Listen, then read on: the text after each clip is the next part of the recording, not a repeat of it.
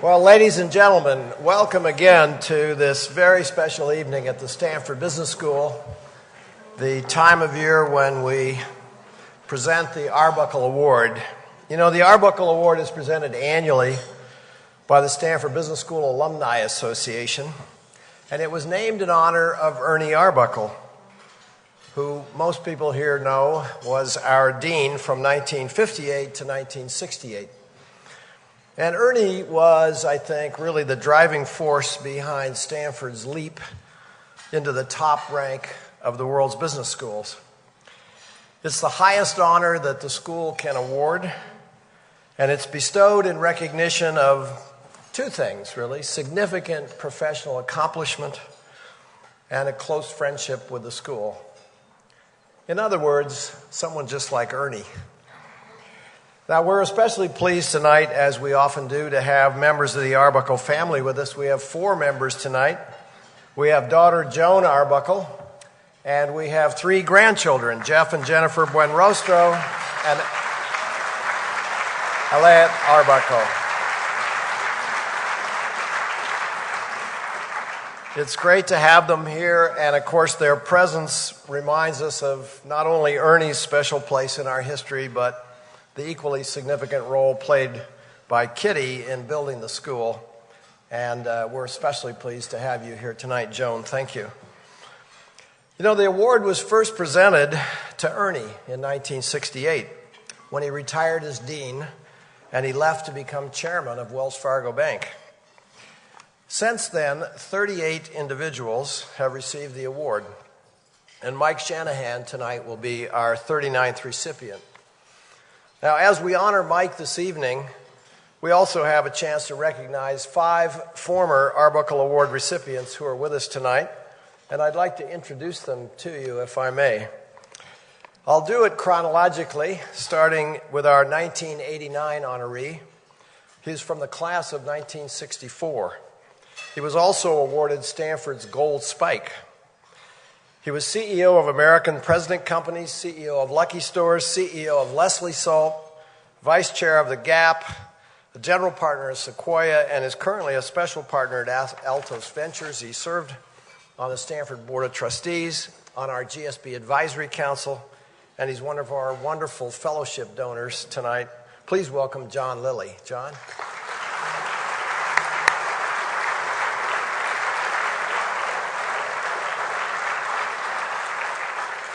In 1991, our honoree was from the class of 1948 and was for many years chairman and chief executive officer of the Fluor Corporation. He's today a director of his own foundation and of the University of Southern California and of the Scripps Research Institute. He's also been a fellowship fund donor at the GSB. He's been a longtime supporter and advisor to its deans. Please welcome David Tappan. Dave?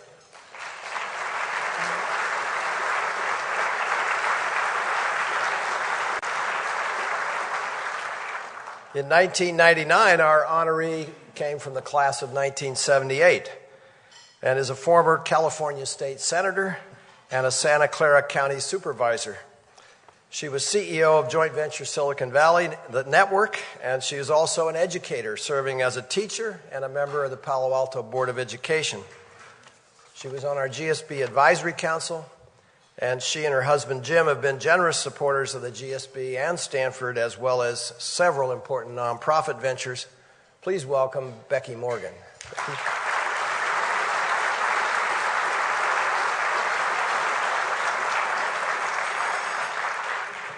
In 2001, our honoree was a member of the Sloan class of 1981.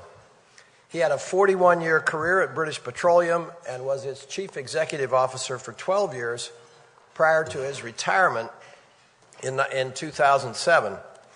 He's a member of the House of Lords. He's currently the managing partner at the private equity group Riverstone Holdings. The Lord Brown of Mattingly.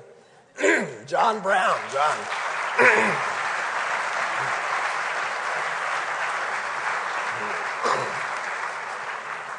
Apologies for my cold. Our 2008 honoree was from the class of 1948 and is a managing partner of a diversified real estate development and management company in Orange County. He's the creator and driving force behind one of the world's leading shopping centers, which is South Coast Plaza. And he is the undisputed champion supporter of the performing arts community in Orange County. He was a director at Bank of America, Southern Cal Edison, and Safeco. He's been a wonderful supporter of our Center for Social Innovation and our public policy efforts at the GSB. Please welcome Henry Sigerstrom. Henry.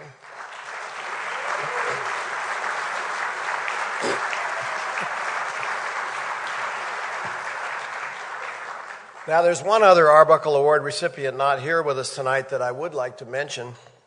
Our honoree in 1979 was the late Roy Anderson, a member of the class of 1949. Roy had a long and distinguished career at Lockheed, serving as chairman and CEO, and he was a very active volunteer and Stanford leader, and he and his wife Betty established a fellowship for MBA students. Please welcome Betty Anderson. Betty?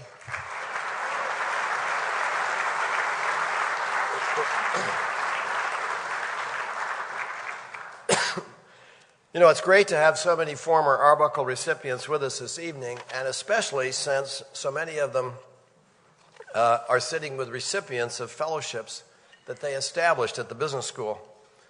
This evening continues a tradition that we started 23 years ago in 1986, when we began to invite both the fellowship donors and the students who benefit from their financial support that has never been so important as this year.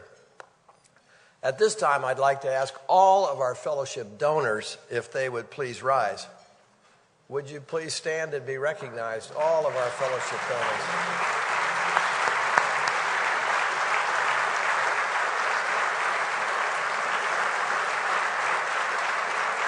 Thank you. You are a wonderful group, and we thank you immensely. You know, today, fellowships support half of our MBA students, all of our PhD students, and fellowship awards account for almost 10% of our annual expense budget.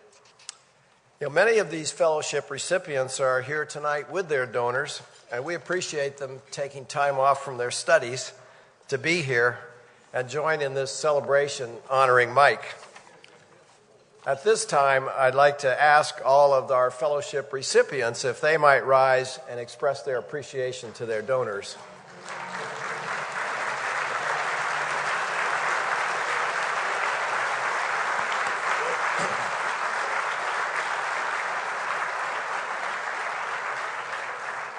It's always great at this dinner to have such a wonderful cross-section of our community, current students, alumni, former Arbuckle honorees, and just so many friends of our school.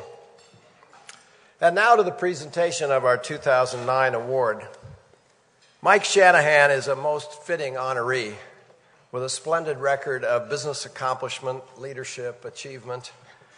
He's a leader in the world of investment management, and he has an equally impressive record of civic leadership and service.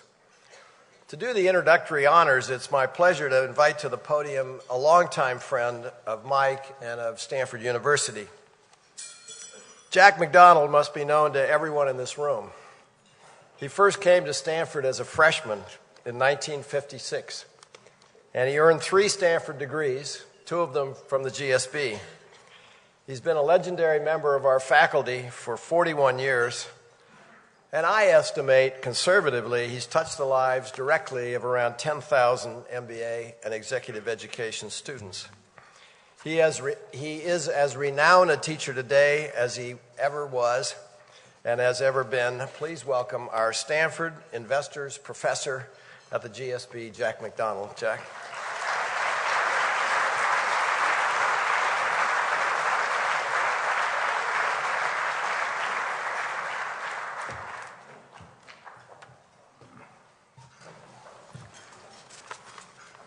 Dean Joss, ladies and gentlemen, good evening. It is a great pleasure for me to introduce the Arbuckle Award honoree for 2009, R. Michael Shanahan. I must tell you that I've known Mike Shanahan. He's been a good friend of mine for more than 50 years. We arrived here at Stanford on the same day. We were undergraduate friends together in engineering. And He's been a pal and a colleague for every one of those 5 decades. At the outset, both Mike and I would like to recognize the great job that Bob Joss has done as dean over the last 10 years.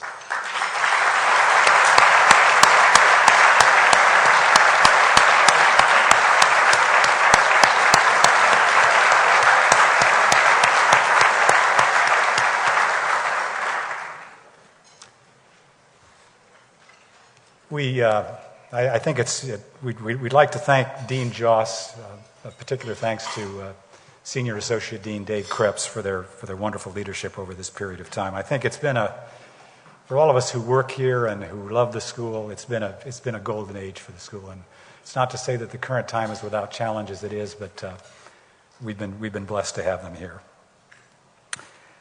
I think it's very significant that in the 10th year of Dean Joss's leadership, that we would give this honor, the Arbuckle Award, to an individual who, like Bob and Dave, embodies qualities of honesty and integrity, indeed humility, generosity of spirit, and a real love for the school, as my friend Mike Shanahan does.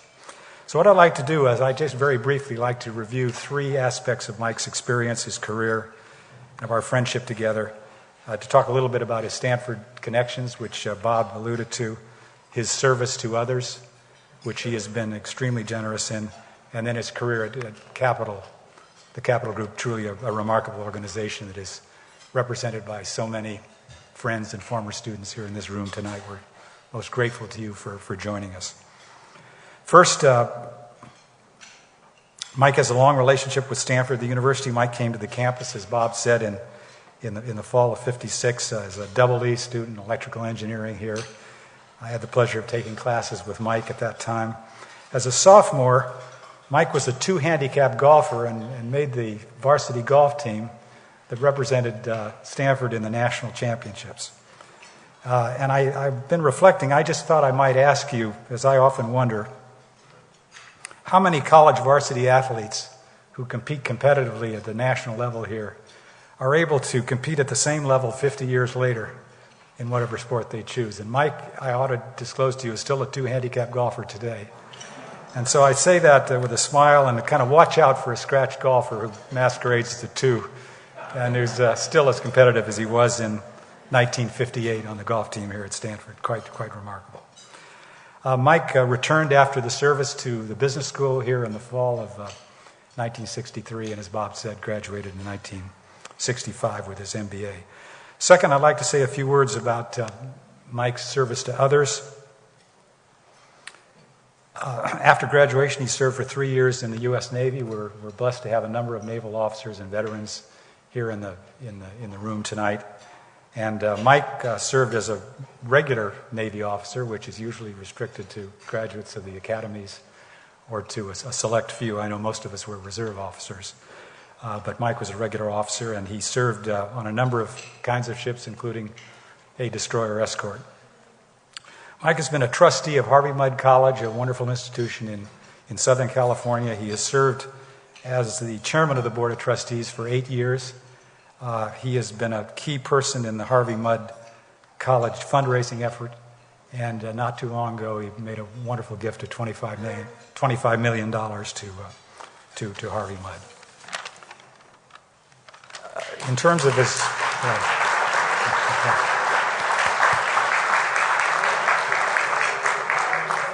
Mike, as many of the people in this room, and including John, who is, of course, our chairman, many others, has been a member of the Dean's Advisory Council. He has talked with students in my investment classes for many, many years, been very generous with his time with our students, most recently just last fall quarter.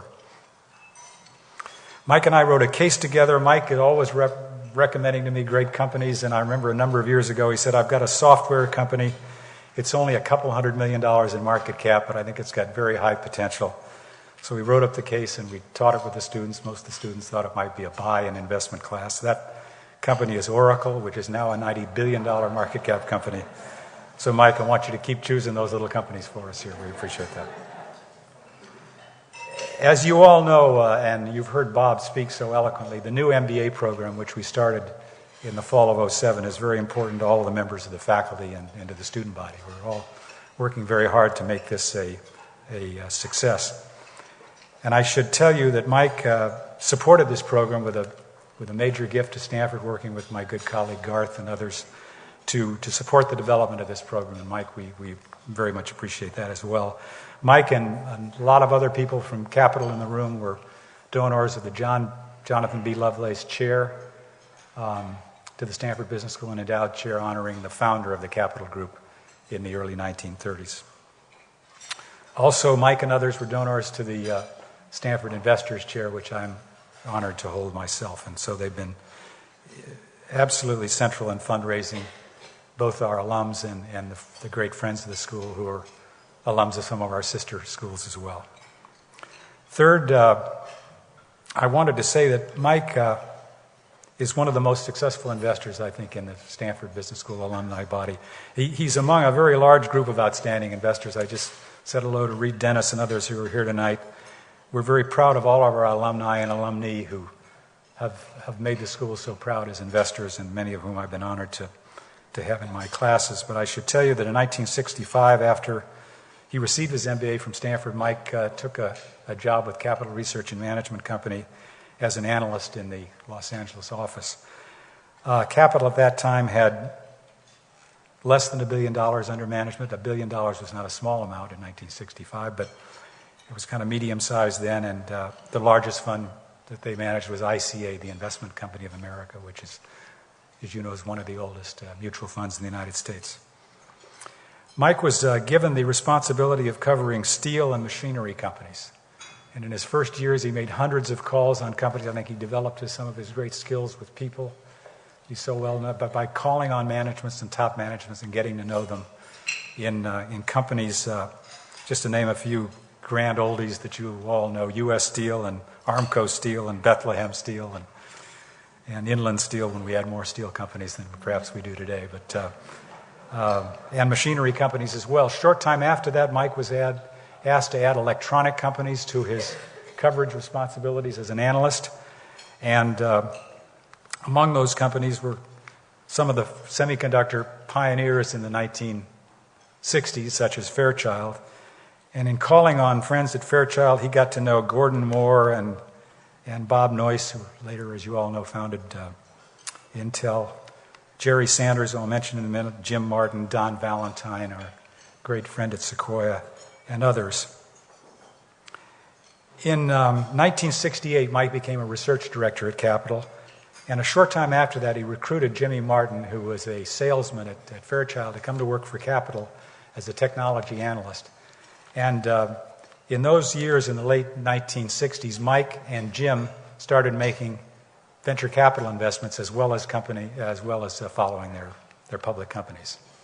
I should tell you, it's not very well known, but it's known to all the Capital Group people in the audience that Capital in its early years, the founder of Capital had been a venture capital investor to help support the firm that he founded as a mutual fund management company. And so the original Mr. Lovelace had provided the venture capital to start companies that you all will recognize, like the Walt Disney Company, Lockheed Aircraft, Capitol Records, which they were the great venture-backed startups of those days before there was a venture community like we have today. Mr. Lovelace had done that. So Mike was operating in that spirit. One of the first companies that Mike backed as a venture capitalist at Capital was AMD, Advanced Micro Devices. And I think everyone today will have heard, among the great venture capital firms that are represented in this room, have heard of Sequoia Capital. But I think it's interesting to note, it's not so well known that Sequoia Capital was incubated at the Capital Group by Mike and his colleagues. They hired Don Valentine, the great Don Valentine, who had been at Fairchild, was then out of National Semiconductor. And Don went on the Capital payroll. And so they started making venture capital investments together, and pretty soon Sequoia Capital was taken on as a name, and Don became the general partner, and the great history of Sequoia has grown out of that. And of course, Mike has stayed very close to a lot of these companies. Mike was a director from the very early stage with AMD, and served that company as a director for many years. And 30 years after the startup of Sequoia, within Capital, Don Valentine, our great friend and investor, said, and I quote, "Without Capital's introductions and guidance and help in pitching institutional investors, there would be no Sequoia Capital, and perhaps no Cisco, no Yahoo, or hundreds of other companies that Sequoia has backed." So, Mike, we salute you, end of quote, for your part in all of that. Mike is such a modest gentleman that he would say it was always the team, it was never Mike, but that's part of Mike's humility. I think in the next 35 years, Mike would spend 15 of those years as the leader of the Capital Guardian Trust Company, the institutional investment side, now called the Global Institutional Group at Capital, that for many years ran such an important part of Stanford's endowment, and those endowments of many other foundations and institutions such as our own, and as well the pension funds of many companies. And that company, of course, still exists today, as you all know. For the majority of the time, he's been a leader on the mutual fund side. He became, notably and very significantly for all of us at Capital, the successor to John Lovelace as the leader within the Capital Group. Mike also followed John Lovelace as the chair of ICA, the Investment Company of America, our flagship mutual fund, which was founded in 1932, and has served as the chairman of that following Mr. Lovelace, and Mr. Lovelace's wonderful career of over 40 years at Capital. And Mike became chair of the executive committee of the Capital Group companies.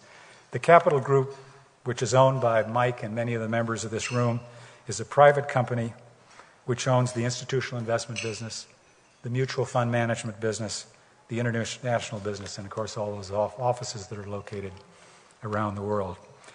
Capital has become one of the big three companies in the mutual fund management business in the United States under Mike and John's leadership, along with Fidelity and Vanguard, that of course you've all heard of as well. As of this evening, of the 25 largest equity mutual funds in the United States, 10 of them are managed by Mike and his colleagues. And I think there are more than 10,000 mutual funds in the United States, but Capital, with just 29 or 30 mutual funds, has about a 15% share of the assets under management in the industry in the United States as one of the big three players. Since Mike joined, and he would once again say it was the team, but certainly Mike's leadership was terribly important in all of this, Capital has grown 1,000-fold in terms of assets under management. I'm not sure it's a number that we disclose or talk about very much, but it certainly is. If it was 900 million when he joined, it's probably closer to 900 billion now of assets under management today, which is pretty great for a company, private company run by some excellent friends. Charlie Ellis, who's a friend to many of the people in this room, wrote a wonderful book just a few years ago, 4 or 5 years ago, called Capital. Charlie set out to pick 3 service organizations that he had enormous respect for. He picked Goldman Sachs, McKinsey and Company, and the Capital Group, and he started on the Capital Group. And instead of becoming a third of a book, it became a book on its own, and I commend it to you, but it's called Capital, the story of a great long-term company of long-term investment excellence. And I think it's that book is, which was not written with Capital's invitation, it was written by Charlie as a very independent and outstanding member of our industry, is a tribute to Mike and to his predecessors and all the people in this room who have built Capital up to be what it is. It's been my privilege to observe all this through board service at Capital with Mike since 1975, so I can attest to the great respect in which Mike is held by all of his colleagues, and I'm very pleased to welcome so many of those of you who made the trip tonight from Capital. Melody and I regard Mary and Mike Shanahan as 2 of our best friends, and we're delighted to have you here, Mary, as well this evening. And so, ladies and gentlemen, it's a great privilege and a pleasure for me to introduce to you this year's honoree, Mike Shanahan.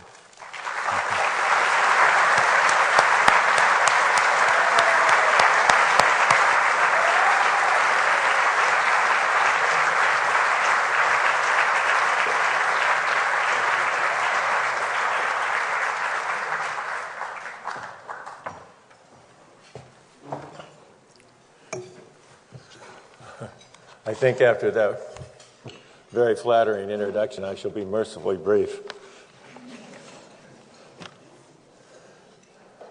Dean Joss, Professor Mcdonald, Selection Committee of the Stanford Graduate School Business Alumni Association, you have my sincere gratitude for selecting me for the honor of receiving the association's 2009 Arbuckle Award, which recognizes excellence in the field of management leadership. In reviewing the list of the other 38 Arbuckle Award winners, I am doubly honored to be included in such a distinguished list of business leaders. Before I get started, I'd like to recognize some of the people that are here with me, especially I'd like to recognize my children. Kathleen, my daughter, a PhD from Stanford, her husband Bob, and my granddaughter Elaine. My sons Rob.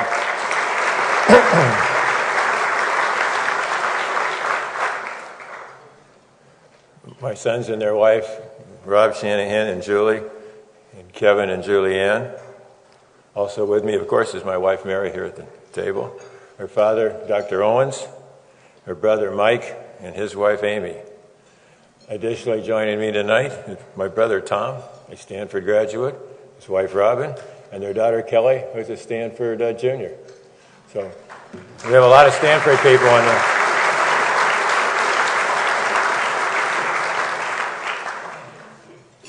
And as Jack mentioned, there are a number of my friends and business associates here tonight who have really made the career and made me look a hell of a lot better than I really am. So you Capital guys, thanks for being here, and especially one of my oldest friends who's semi-retired but here, Vic Farrakini and his wife Ann. I really appreciate Vic taking the time to come. So thanks, Vic. As you may know, the class of 1965 was among the first to truly benefit from the faculty recruiting efforts, the revised curriculum, the intensive staff support, and the student recruiting efforts organized and led by the then Dean, Ernie Arbuckle himself. And I needed all the help he devised. As a Stanford freshman in 1956 with a Navy scholarship and an appointment as an officer in the regular Navy upon graduation, the one thing that mattered was that I graduate. After discovering my freshman year that I could probably do that with modest effort, I proceeded to invest the near minimum and missed a tremendous opportunity.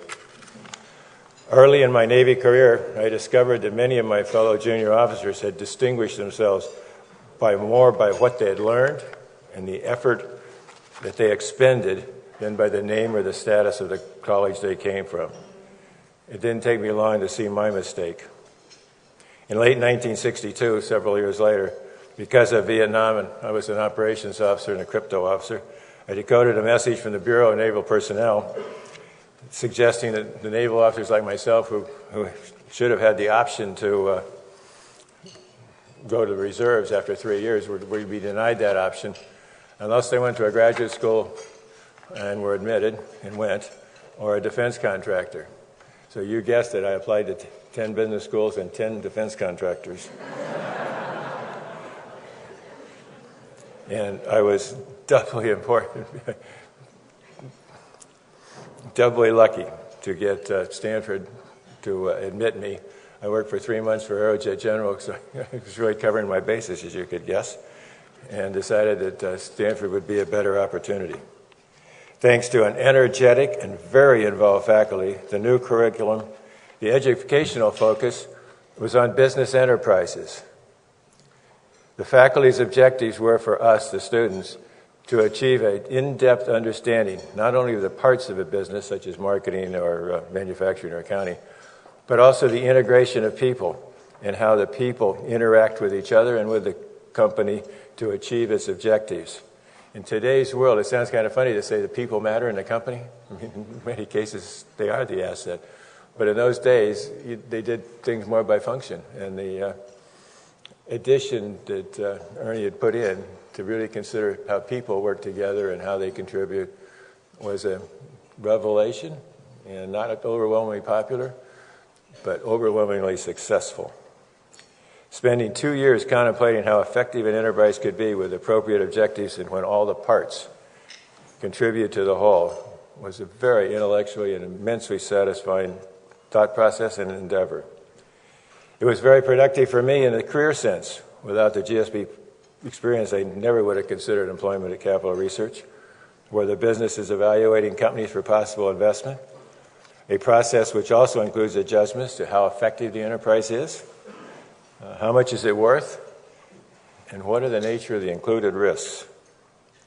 The thought of joining a company where the analytic service was similar to what I was doing at the GSB had enormous appeal, and I liked the people very much. It was very intriguing. I received several offers to work for industrial companies, but in all candor, I chose Capital because it was the easiest one to leave. After all, as Jack pointed out, my job was to go out and interview a bunch of companies and get to know their managements real well. And I figured if I was any good, one of them at least would be willing to hire me if it didn't work out at Capital.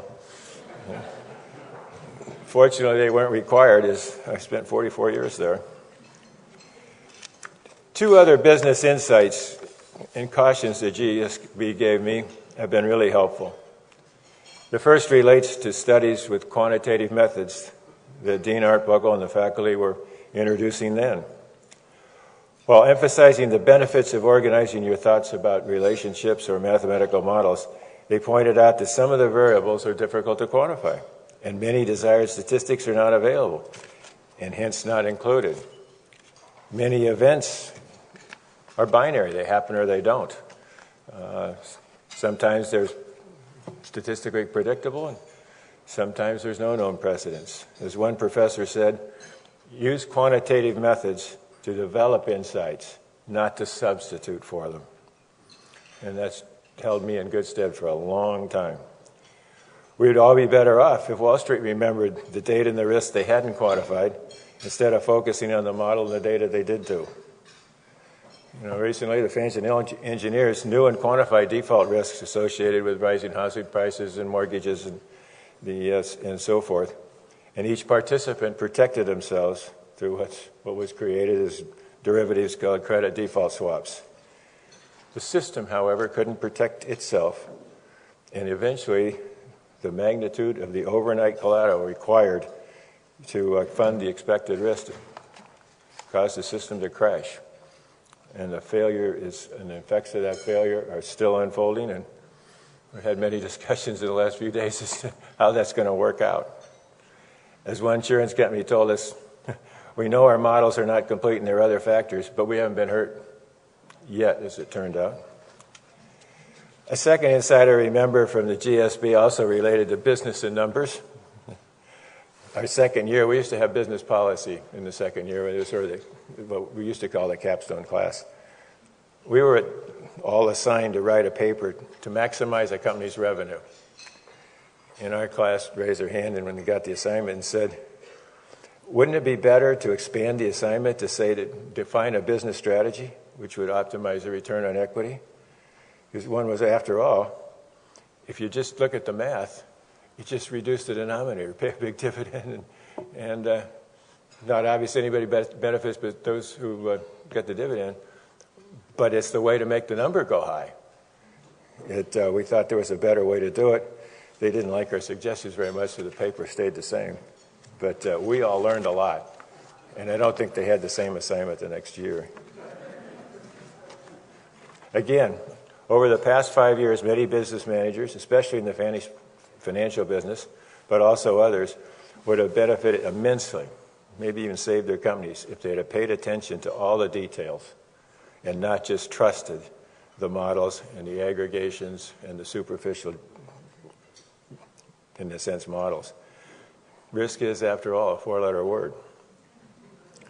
In conclusion, I want to thank again all those concerned for this award, but also to recognize the faculty and the staff of the Stanford Graduate School of Business for their significant contribution to the business management progress in general and to my career in Pacific. Thank you all.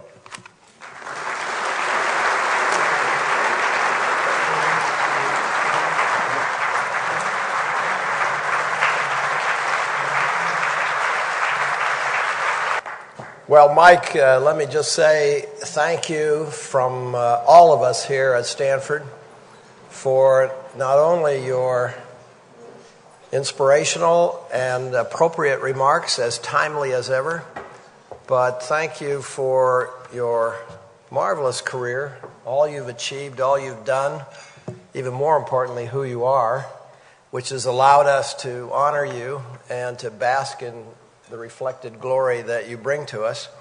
There really is an award, an Arbuckle Award, and I want to present it to you with our deep appreciation. Ladies and gentlemen, our 2009 Arbuckle Award recipient, Mike Shanahan.